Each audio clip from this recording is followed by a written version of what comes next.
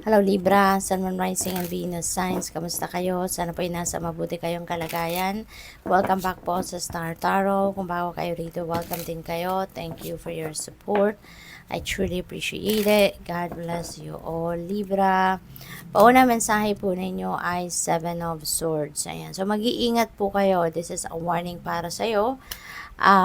Mag-iingat kayo dahil maaaring may mga tao sa paligid ninyo na very deceptive, no? Baka meron ditong mga manloloko, cheater, liars, mga ganon, mga manipulative, sneaky people, no? Kaya mag-iingat kayo, pag-ingatan ninyo yung mga valuables ninyo, pag-ingatan ninyo yung mga bagay or mga ideas, plans, dreams ninyo. Mahalaga sa inyo, pag-ingatan ninyo yan. Okay? Be careful, no, sa mga ikikwento ninyo kasi maaring gamitin niya ng ibang tao against you. Okay? We have 8 of Pentacles. So, ingat kayo, extrang ingat kayo, lalo-lalo na sa mga kasama ninyo sa trabaho kasi baka merong mga inggitero at inggitera dyan.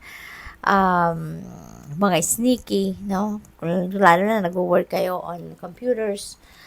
Siguro, dapat pag tumayo kayo, mag-iihi kayo or kung ano man, makikipag-usap kayo sa kung kanino man, ano, siguraduhin nyo muna na bago kayo umalis, no, nakalak na din uli yung ginagawa ninyo, no, sa computer desk ninyo. At saka, ingat kayo, no, ingat kayo in different ways, mag-iingat kayo. Kasi you never know kung sino dito yung sneaky na nandiyan dyan sa paligid ninyo, okay?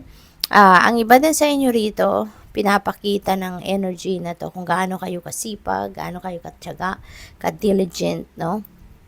Sa inyong trabaho, sa inyong expertise, no? Siguro ang iba sa inyo dito, Libra, talagang career driven kayo, no? Parang ganon. Kaya, sa sobrang sipag ninyo, maaaring kayo ay makakuha ngayon ng reward, no? Baka makakuha kayo ng pay raise, baka makakuha kayo ng promotion, 'di ba? Kasi mara-recognize, no, ng mga boss ninyo yung sipag at tiyaga ninyo sa trabaho. We have Hermit. Ayan. So, ang iba sa inyo dito may be dealing with a Virgo.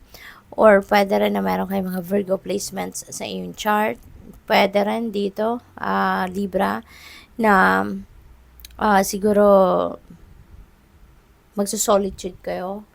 This is an invitation as well para sa iyo na mag-me time kayo, mag-solitude kayo, mag-introspection kayo. Kasi maybe kailangan mo din ito na makapag-connect kayo muli sa sarili ninyo. Tune into your intuition, tune into yourself, to your heart, to your soul, no? Kasi baka sa sobrang sipag ninyo, sobrang dami ninyong inaasikaso at ginagawa, maaaring hindi kayo nagkakaroon na ng oras, no, na makapag tune in sa sarili ninyo mismo, no?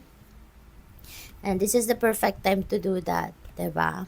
We have the moon, and this is about guidance, no? Divine guidance, maraming binibigay or pinapadala sa inyong gabay ang divine universe through your intuition and through your dreams as well. Kaya pay attention kayo. Okay? Pay attention kayo sa mga intuitive messages, visions, intuitive nudges na nare-receive ninyo because gabayan sa inyo ng divine universe. Huwag ninyong pagdudahan kung ano napipick up ninyong impormasyon dyan, no? Kasi that is for you. Super ingat din kayo, no? Kasi you are definitely surrounded with deceptive people. Okay? Kaya extra vigilant kayo, extra talasan ninyo ang inyong pakiramdam. Okay? Talasan ninyo ang inyong radar.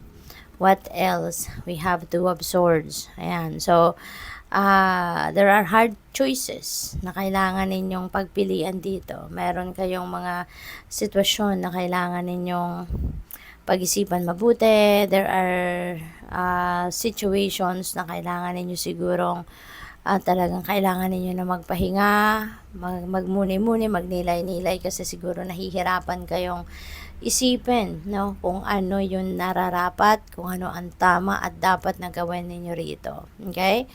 What else? we have Knight of Wands. Ayan. So, travel. Libra, meron kayong travel na gagawin. You're going somewhere.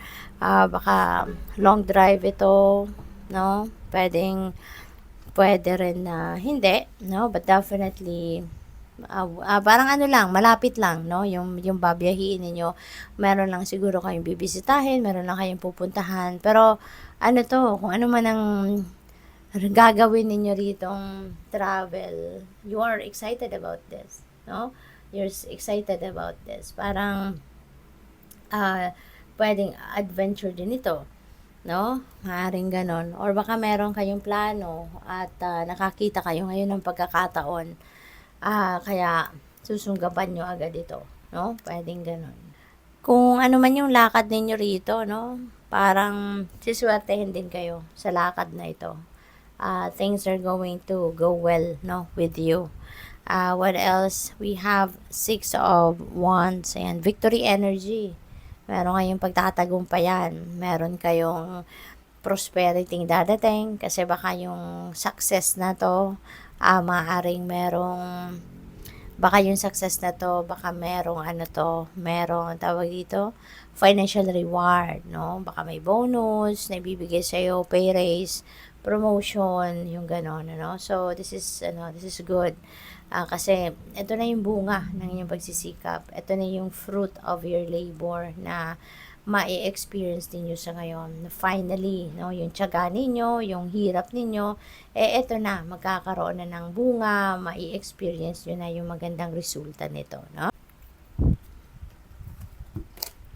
We have Ace of Cups. Ayan, napakaganda nito. This is new beginning energy. Libra, maraming biyaya ang maaaring dadating sa buhay ninyo at this time.